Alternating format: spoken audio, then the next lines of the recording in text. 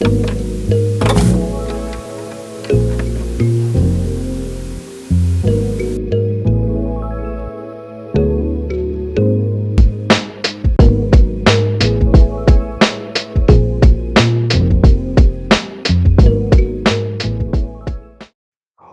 up? It's your boy T-Man Reaction. Today's from I'm just about to do another video game reaction, and it's going back to the good channel Wrestling was Gaming as well too. Not too long ago, I did a behind the scenes story behind one of my favorite game show of all time, Nick Arcade from Wrestling. I've been doing a lot. I've been meant to do a lot of video game video reaction to some of his video game videos as well too. And this is one right here though. So if you grew up as a gamer like myself, yes, I'm in my 40s.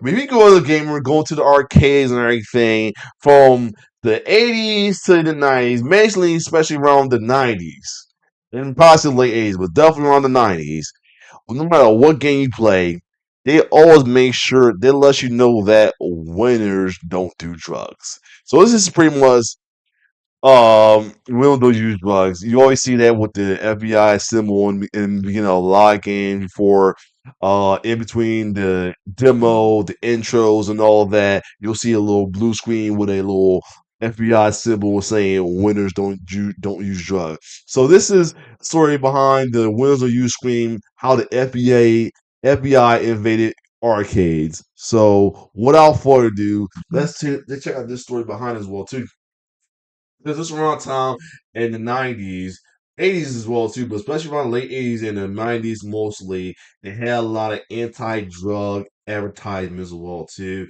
anti-smoking advertisement as well too, anti-alcohol advertisement. We had like stuff like Dare, Great, yeah, all the McGruff, everything to like kind of teach kids or anything. A lot of say some of them are fell in deaf ears or they turn out being not so true. A lot of people, are judging now like how they say we was how we was the drug or call it a gateway drug, and a lot of people are now thwarting that whole thing as well too. So anyway, without further ado, let's check this out. It's a phrase and screen seared into the memories of anyone who visited an hmm arcade in the late 80s and 90s. An arcade staple that's just as recognizable as Street Fighter II, NBA Jam, or Pac-Man. Winners don't use drugs. Though the screen came in various different colors and Okay. styles, its overall format remained consistent and immediately identifiable. The FBI seal, the slogan "Winners don't use hmm drugs," and of course, the name William S. Sessions, Director, FBI. So how did this screen end up on so many different arcade games across multiple competing companies, both foreign and domestic? Today, we're going to take a look at how the FBI and William S. Sessions, the first FBI director in history to be fired, used the American Amusement Machine Association to get onto arcade screens all over the United States. This is the story of the And winner. that's the other thing, kind of like backfired. A lot of folks who were behind some of this stuff got in like deep water, like fire. The guy, I think McGruff, the guy behind McGruff got in trouble as well too, and everything other stuff too. Yeah. Winners don't use drugs screen.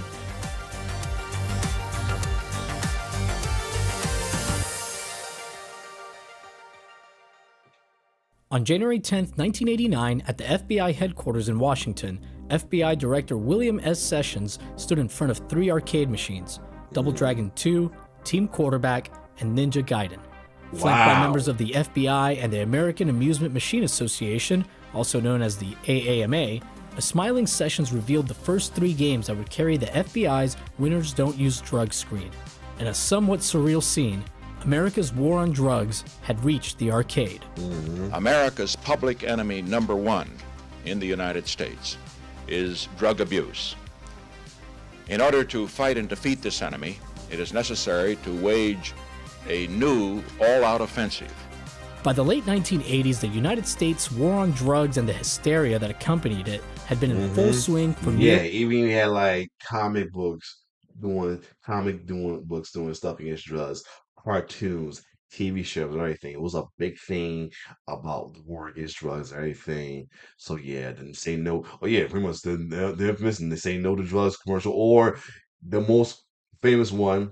This is your brain. thing, boil it, and then it's just in eggs. This is your brains on drugs. Any question? nearly 2 decades. If your body's in good shape, you'll feel Just say good. no, yup. You don't need drugs to feel good. What should you do when someone offers you drugs? As part of the FBI's ongoing efforts in this war, the FBI introduced a new drug awareness program in August of 1987. A few months later, this program gained a powerful and enthusiastic supporter in the form of C-SPAN. William S. Sessions, who was sworn in as the new director of the FBI in November of 1987. Throughout the next year and a half, Sessions used the program to increase the FBI's drug I prevention feel like efforts. low key. In I April feel like I should low key look at the comments after this. I feel like it. of 1988, Sessions implemented his own initiative, the Drug Reduction Demand Program. Later that year, as part of his new initiative, FBI Director William S. Sessions asked the head of the FBI's Office of Public Affairs, Bob Davenport, to put together a drug prevention campaign aimed at reaching American children. Sessions wanted a campaign that was tied into activities that kids enjoy doing. This was something that Davenport's Office of Public Affairs had failed to accomplish. Luckily for Davenport, a meeting with an old friend was about to drop a solution in his dinner plate. Bob Fay was a former FBI agent who had recently become the executive vice president of the American Amusement Machine Association, a trade organization that represents the arcade and Okay. coin-op industry. Bob Wow. Fay also just happened to be an old friend of Bob Davenport's. Wow. One evening, Fay and Davenport met up for Wow. dinner in Washington, and it's at this dinner that What the a road their coincidence. careers were on came to an intersection. We were talking about my new career and how we had this emphasis on drug awareness. And I said, hey, I might be able to help you out. I've got thousands of video games that we could put a message on. Frankly, we hadn't even thought about that until Bob Fay came to us and said, look, I think I can help you out. According to an interview with Bob Davenport, things moved rather quickly after their dinner.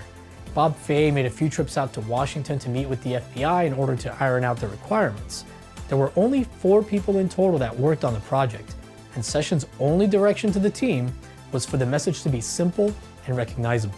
We needed something that was going to be recognizable with the seal there. Then we wanted to have the short message there, something that would be read and digested by the young people, because the video game players were mainly teenagers, probably 12 to 21 or 22 years old. Yeah. As for who came up with That's the facts. That's facts. That was like the like there's people of course there's some younger than 12 as well too. Like at time myself, I was playing arcade games since like maybe 6 or 7 years old, man. But yeah, I do miss arcades. I ain't gonna lie, man. But yeah, seriously, this was this that's definitely the Irish age as well too. It might be slightly older with 20 and 22, but yeah, that arcade, that was the age. winners don't use drugs slogan itself, Narcs. well, no one really Ironic. remembers. Faye thinks that Davenport came up with the slogan, but Davenport thinks it was someone else that said it when the team was throwing ideas around. In terms of the message that the FBI was trying to get across, it was about as perfect a slogan as anyone could have come up with. Hey, if y'all watching, can you tell me I think that's the Jaguar on the left side, the one between him and the Jaguar, I'm guessing. What is that? Is that the Neo Geo, the old Neo Geo? If so, and that's the cartridge. Yeah, I think it says it Neo Geo. That's the cartridge. Jesus Christ. No wonder why them joints was expensive as hell. Jesus. As Bob Fay put it, we wanted to get it to something that was short, something that you could say Let me look that up real quick. Hey, that gotta be. I'm sorry. I mean, that's the ADD in me, man. Hold on a second. Neo Geo. What the heck? Geo console. Let me see what that little is. That it? I think that is it. Let me see. Yeah, I think it is. Yeah, them things was. Yeah, I forgot how huge them damn games was. That shit's wild, yo. No wonder why them Jones was super expensive as hell. Like for real. Like. Yeah, no wonder why the drugs was expensive as hell. Jesus Christ. winners not only apply to game playing, but also, if you want to be a winner in life, you can't use drugs. As its executive vice president, Bob Fay was able to get AAMA members like Capcom, Nintendo, Sega, Konami. Who's that in the cover, by the way? I just want to get a quick. Who's that in the cover, real quick? Want to be a winner in life, you can't use drugs. Is that, yeah, Lyric Color, shout out to CM Punk. Cult of personality, shout out to them, yup. As its executive vice president, Bob Fay was able to get AAMA members like Capcom, Nintendo, Sega, Konami, and many others to agree to show the message.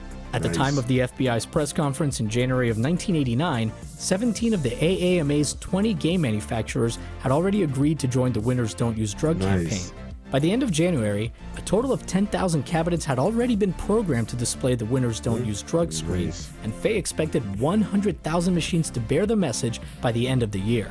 The FBI wanted to make sure that their message could be displayed without players having to actually spend any money to see it, and they also wanted the message to be repeated. That was cool. This is why the Winners Don't Use Drugs screen was programmed to be displayed during a game's Attract mode, which is the game demo that plays on an Thank you. I could get the correct name, Attract mode. That's right. arcade screen when it isn't in use. The variety of Winners Don't Use Drugs screen is due to it being up to the arcade game's developer to program the message into their game's Attract mode. While there were guidelines from the FBI that arcade manufacturers had to follow, there was no set version of the screen that all participating manufacturers had to use. Programming this screen wasn't just a favor from arcade manufacturers to the FBI. The arcade industry itself also benefited in two ways. For one, the Winners Don't Use Drugs screen helped with combating piracy, as the lack of a Winners Don't Use Drugs screen in games from participating manufacturers often meant that that machine was a counterfeit. Second, the program provided That's actually pretty cool. I mean, because I did hear there was word of such things as people was pirating games back then. Yeah, that's actually a cool way to legitimize your arcade cabinet. some positive publicity to the arcade game industry, including to local arcade owners. It wasn't unusual for trade publications such as Replay and the game manufacturers themselves to tout their involvement in the FBI's campaign as a good deed and proof that they were a responsible industry. At the time, arcades were often labeled as a negative influence on children. As a result, many parents were concerned about the impact the local arcade may have on their kids. Right. Officials say they are responding to complaints from parents that children have skipped school or stolen money to play the games and made a nuisance of themselves. I mean, yeah, I was about to skip school, but I never did it, but I know some kids definitely, I heard about, that was a big thing. Skip school, go to arcade, steal money. That's some crackhead shit right here. I'm just saying, that's some crackhead shit. I mean, if you don't got, just go there and watch, man. Be the observer, man. That was too much back then. Jesus Christ. I know it was like that now. It's also crackhead stealing money from the arcade. Probably beating up kids, bullying for much money, or they didn't want to play the arcade. Yeah. Senior citizens have rights. They have rights to go into. But I will say that a lot of folks spend their hard-earned money and lost their hard money quickly on some arcades. I know I have. I mean, my spend money at the amusement park was not to spend most of the arcade. Barely got food or gift shop. It was the arcade. To the laundromat and wash their laundry in peace. They don't have to go buy 2 or 3 machines. Our kids congregating and passing fast remarks as they walk in. And and it's always if it wasn't at an arcade place, it's at a Chinese store, a convenience store, or mainly the laundromat. Pretty much, terrorizing them in some instances as they go in. I'm a probation officer working with street gangs. Yeah, and I've noticed that video arcades are places where gang members hang out and intimidate That was other true. kids. The FBI's endorsement of the arcade industry as an anti-drug partner Is that the went a old long way school to quell some X-Men parents' game? fears. Lord. Now that may sound silly or ridiculous now, but keep in mind that the war on drugs and everything that came along with it was such a big deal at the time that there were literally arcades that made being anti-drug a part of their marketing, such as the Just Say No arcade in Louisville, Kentucky. Eventually, all 20 of AAMA's manufacturers agreed to join the campaign. Now, it's worth noting that there are some articles from the last decade that state that a law was passed that required all imported machines to carry the Winners Don't Use Drugs slogan. Wow. While this law or regulation may very well exist, I personally wasn't able to find any proof of it. The Winners Don't Use Drugs slogan was programmed into arcade machines until the year 2000, though you may have noticed that games from the mid-90s onward don't usually include Sessions' name, and instead simply say FBI Director, or sometimes just Winners Don't Use Drugs. William S. Sessions' name was dropped from the Winners Don't Use Drugs screen sometime in 1993, following his removal from office by President Clinton after, among other things, Sessions was accused of failing to pay taxes related to his use of an FBI limo, using the FBI's plane to visit his family, and of using government funds to pay for a security fence at his home. As he left this morning. Damn. That's all I gotta say. Yeah, man. Yeah, shit like this, and then he was just been like, at least he was believing it was like, I mean, at least he do. It wasn't for, well, at least it was for drugs or anything like that, but still, that's still not good though. Jesus. Morning for the office, FBI Director William Sessions again insisted he would not resign. And I will not give up on the Bureau. But late this afternoon, the White House gave up on him. I called Director Sessions a few moments ago and informed him that I was dismissing him effective immediately. The FBI's Winners Don't Use Drugs screen inspired other lesser-known video game PSAs, such as the Environmental Recycle, don't Protection trash. Agency's Recycle It, Don't Trash It Yep, I remember that from the Virtual Friday games. I remember this ad. Yup. campaign, as well as several anti-drinking and driving messages. But none of these PSAs reached the notoriety of the FBI's original slogan. So did the Winners Don't Use Drugs arcade PSA actually keep anyone from using drugs? Who knows? Even Faye and Davenport admit that something like that is impossible. Doubt it. Folks probably high up their ass on it playing video games, especially on some weed. You know, weed's not a drug, I know, but it's the same. Possible to judge, but they feel that they were extremely effective in achieving their goal of raising awareness among young arcade goers. These days, the Winners Don't Use Drugs screen is more a part of gaming history than an anti-drug measure. It's still a common sight in retro arcades and barcades all over the world. A screen filled with nostalgia that with just a glance has the power to transport us back to the 90s. Nostalgia itself can be like a powerful drug, warping our memories and feelings about the past. How ironic that the Winners Don't Use Drugs screen is now itself a part of that drug. A big thank you goes out to Historic Nerd and Friday Night. Yeah, this was a good little tidbit to get behind all that as well too, and you know, brought back memories of my time going to the arcades and all that as well too. So this was cool as well too. I do want to curiously see the comments on here on me saying me as a ROM collector. That's what I did too. Like with the emulators, though, I appreciate the screen. It lets me know to play something from the U.S. region, which was pretty cool. And I did of an arcade brand entirely around. Just say no kid, man. It's kind of hilarious to think about it. I guess you can say that anyway. Like they'll be fair, it got them a good amount of press. So I guess from the standpoint, it worked. Of course, the people was downplaying it. As a child of '80s, I have to say, video games were still my drugs of choice. Was true. Was true. Fun. Your animation skills are. Oh yeah, his skills is impressive. The irony is not lost on me. Just how many people have multi-K sort in their house. Okay, token it up, y'all. True, with the little arcade ups and all as well too. Yeah. Okay, so it's not too such an ironic screen. I have no idea how legitimate it was. It's still, yeah. So not nobody downplaying their anything as well too. Okay, we don't do drugs, CIA, but we do smoke them. Yeah, I just want to see something like that. So yeah, it's also put a sub idea in your head that law enforcement isn't far away. That guy is literally inside a video game you're playing, and you're in dimly lit arcade away from your parents, but the eyes of law will be staring back at you from.